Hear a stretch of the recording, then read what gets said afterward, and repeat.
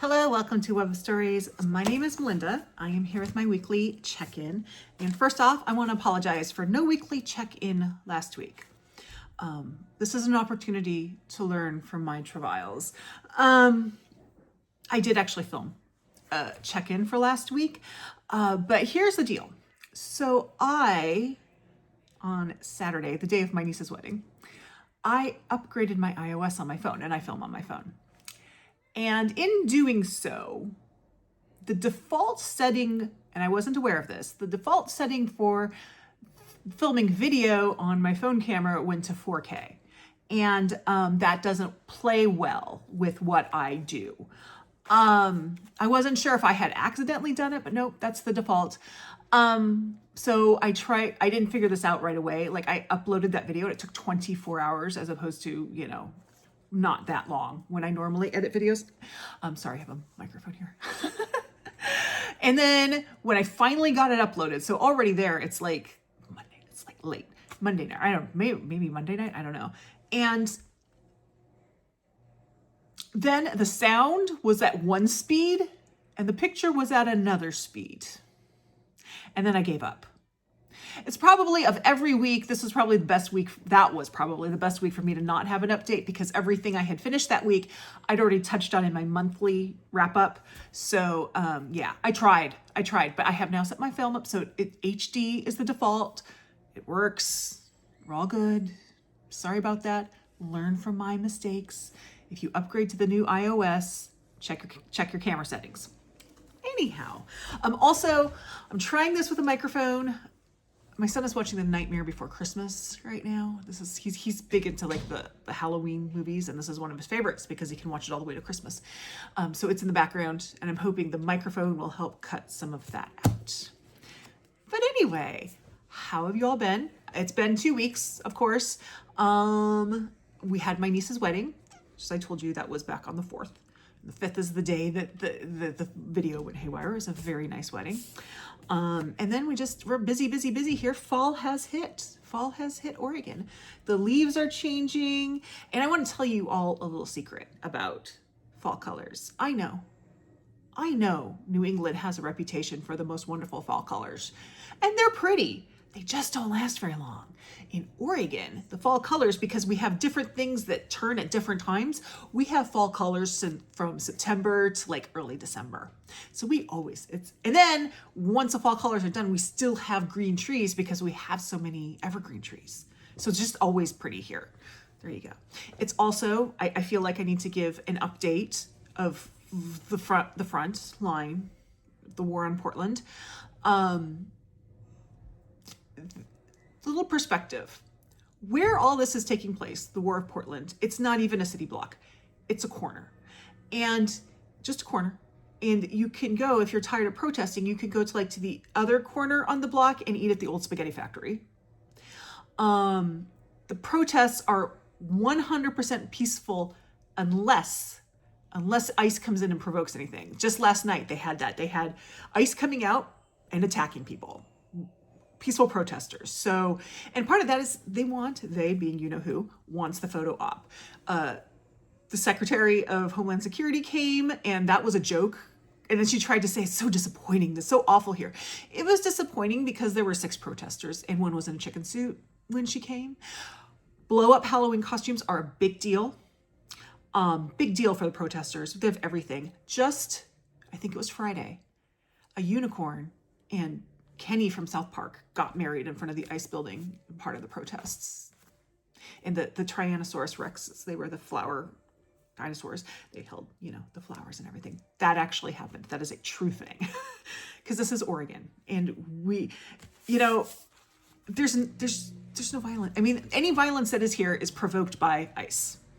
And it is provoked to try to get.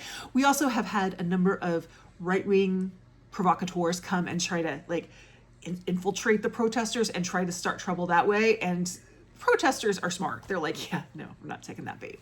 So whatever you hear in the news, and I am super frustrated by this because the administration can say all these horrible things about Portland, and nobody in the media, except like comedians, nobody in the media pushes back on it because it's all false. So if you're wondering what Portland's like, it's a little rainy, but the colors are nice.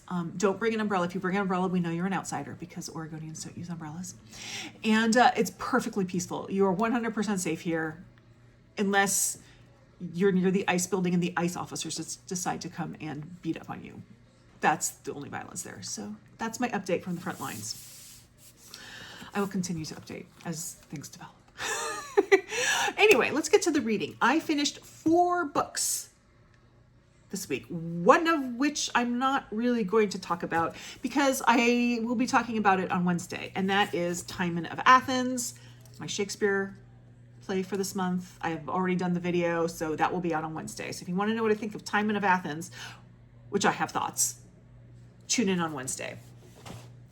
The next book I finally finished, is Volume 1 of the Arabian Nights, Tales of 1,000 Nights. So there's a group that's reading these, and I started with the group, and it became pretty clear early on that I needed to move at a different pace. So I kind of dropped out of that group, and I read the first volume, and I'm going to wait until 2026 to read the second volume, and then just do it really slowly over the year. This is different than I expected. Really, the only thing I knew about the Arabian Nights are the most famous stories, which are like Aladdin and Ali Baba and the 40 Thieves. That's what I knew of it. What I didn't know is like there's some really dirty stories in there. I was like reading it going, what? But there's all other sorts of kind of stories too. So there's a really wide variety of it. Me reading this is more like me reading a historical document. I will say I'm not super involved in the stories, but it is interesting from like a historical point of view. And I also feel like it's a really foundational piece of literature, which is why I'm choosing to continue with it. I started this book on January 30th and I finished it this past week. So it took me a while. It's very long. Let me see what the official page count is. I did it on my Kobo. So let me see. The official page count was 982 pages. So there you go. I don't know if I don't know if I would widely recommend this, to be honest. I think it's not like, I don't know if I totally, I'm reading it because I want to say I read it. There you go. If you're like me, then go ahead and read it. That's really all I can say about it. The next book I finished was for my marginalized book group. Speaking of book groups, I have something about my other book group at the end I forgot to mention. Anyway, my marginalized book group, we met last night and we read Solito by Javier Zamora. So this is Javier Zamora's memoir of being an unaccompanied minor, being brought from El Salvador through Guatemala and Mexico to the United States by coyotes when he was 9 years old. And this takes place in like 1999. It's a little time thing, which is important because things have changed so much since then. I love this book. It was really heartbreaking in so many places, but it was also very clearly told from a 9-year-old's point of view. There's a lot of talk about poop and pee in it because that's what 9-year-olds are concerned about, are pooping and peeing. There's also a lot of descriptions about the food because you're 9 years old. Those are the things that the different foods that he encountered as he made his way north and what he thought of them. That's interesting, but it's also a really harrowing tale. My initial reaction to this was 4 stars because as soon as I finished it, it's like, but I don't know what happened here and here and here. And then I stopped to think about it and I realized this is from a 9-year-old's point of view. He wouldn't know these things. So now it's a 5-star book. Just really good. I would love for the author to write another memoir of his life once he came to the United States because,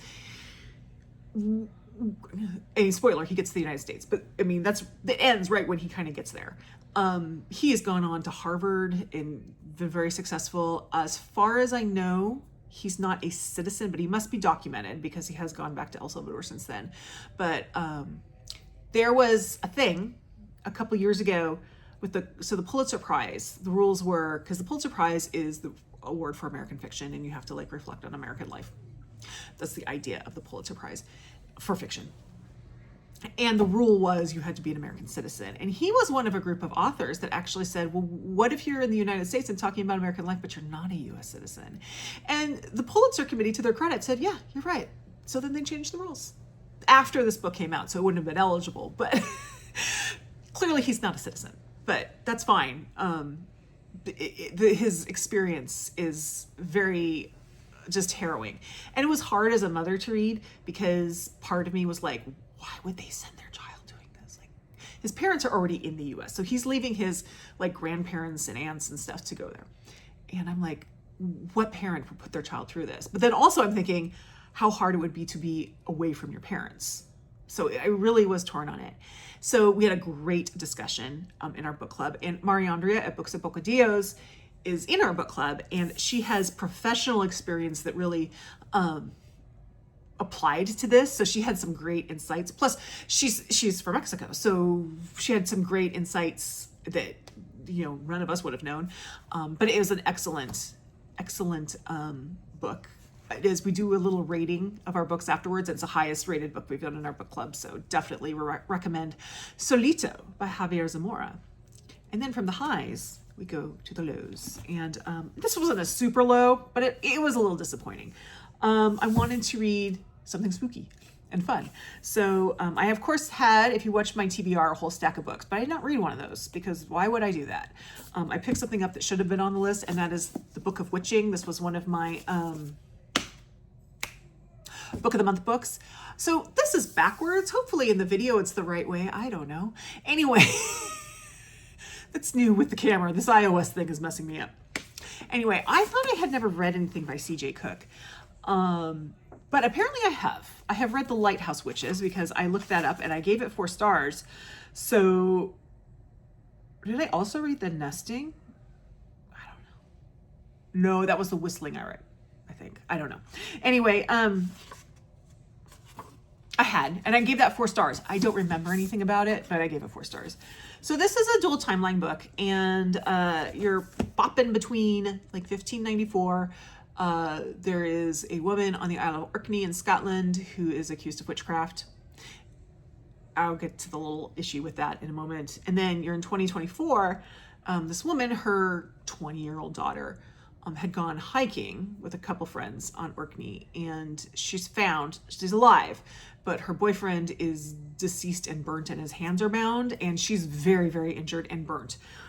So they get, go to the hospital and everything, and they, she's seriously wounded, but she's coming out of it and it's not normal. And so the mother and the father, from whom she's divorced, they have to try and figure out what's going on. And of course it ties back and forth. So my first issue with this is for the 1494, is that right? Storyline, let's see, 1494, the Isle of, in Orkney. She spoils that, like, before even the first chapter, what happens. And now that is all based on like someone who actually lived. We don't know much about this woman, so she really filled that out, which is fine. But she tells us the end at the beginning, and so all of the suspense from that story is gone. It's gone.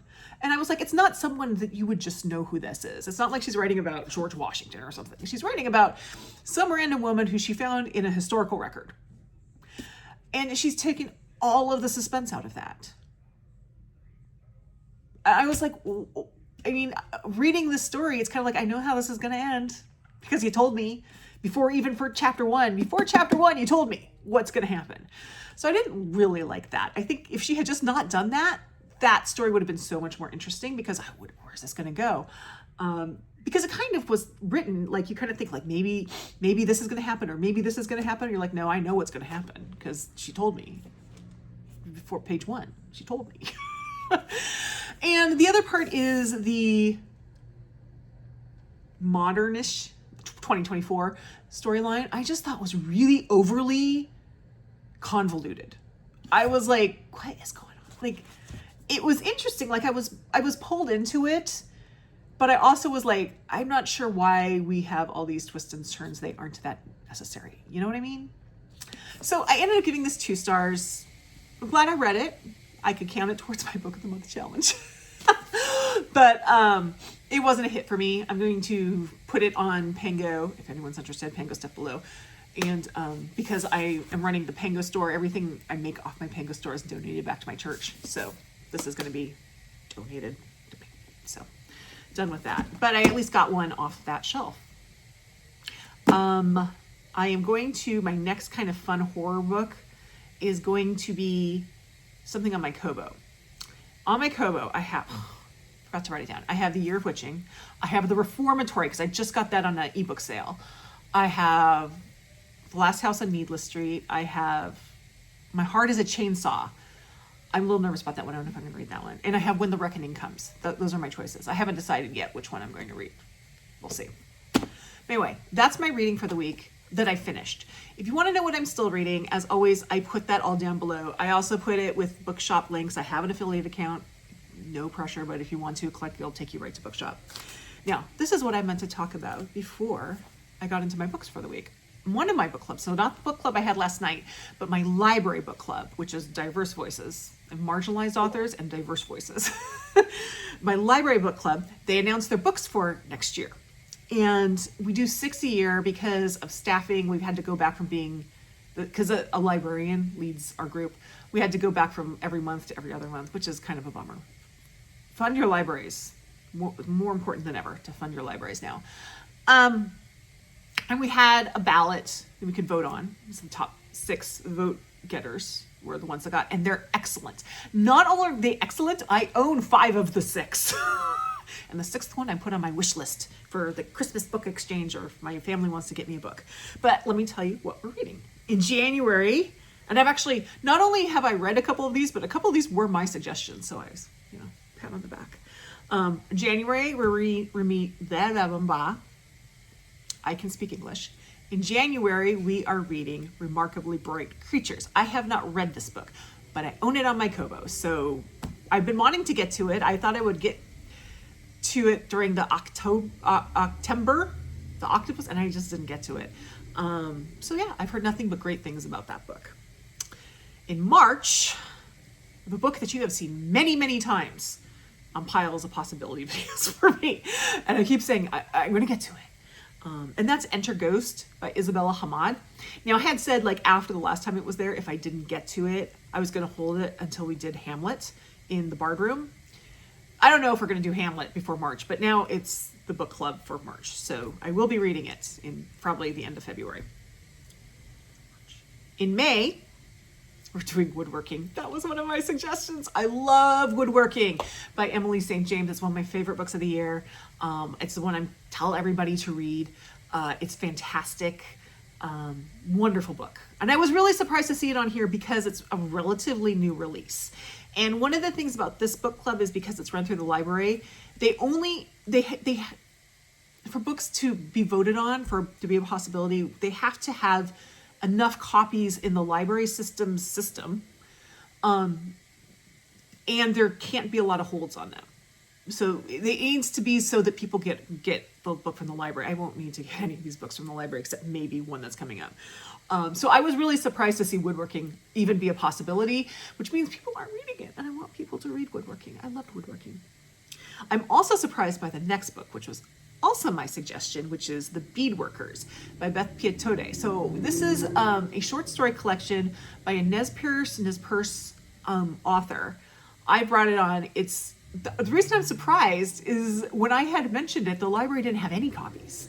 And I think that's what they said, that they didn't have any copies, but the librarian who runs our group is like, I'm going to see if we can get some more copies. So apparently she succeeded.